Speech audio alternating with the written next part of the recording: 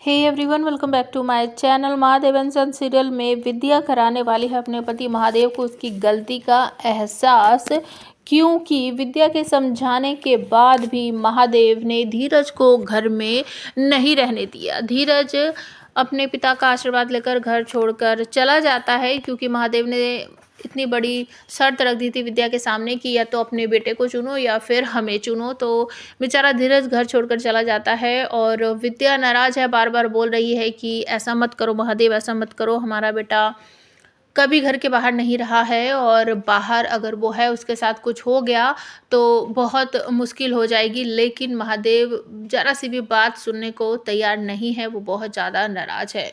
तो नर्मदा के पिता को ऐसा लगता है कि ये जो कर्मकांड हुआ है ना, ये सब कुछ धीरज की वजह से ही हुआ। अगर ये धीरज ना होता तो ये सब कुछ होता नहीं और हमारी बेटी हमारा मुँह काला नहीं करती। तो वो कुछ गुंडों को हायर करेगा, पैसे वैसे देगा और कहेगा कि इस धीरज को रास्ते से हटा दो।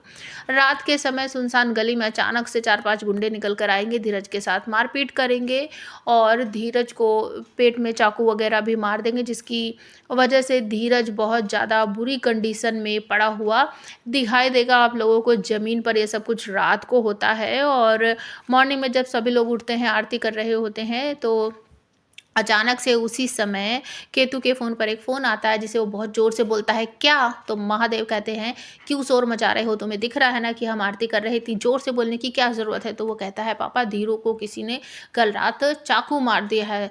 तो विद्या के हाथों से थाली नीचे गिर जाती है, सभी लोग बहुत घबरा जाते हैं और विद्या रोते हुए कहती है, महादेव हमने तुमसे कहा था ना कि ऐसा मत करो, ऐसा मत करो, हमारे बेटे को हमारे घर से बाहर मत निकालो, उसे यहीं रहने दो, गलती हो गई है, कोई बात नहीं, हम उससे नाराज़ हैं, हम नर्मदा से भी नाराज़ है, केतु से भी नाराज़ है, लेकिन उसे घर से बाहर मत निकालो, तुमने हमारी एक बात नहीं सुनी।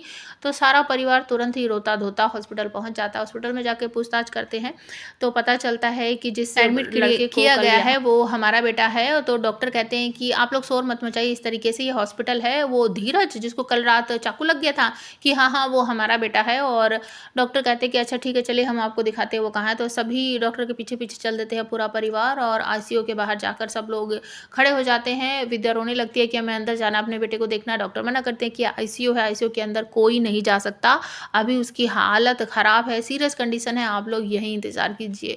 विद्या रोने लगती है, महादेव को कहती है, तुम्हारी जिद ने देखो आज हमें कहाँ लाकर खड़ा कर दिया है। आप हमें कमेंट करके बताओ, क्या इस हादसे के बाद महादेव का मन पिघलेगा और वो धीरज को घर में आने की परमिशन देंगे क्या?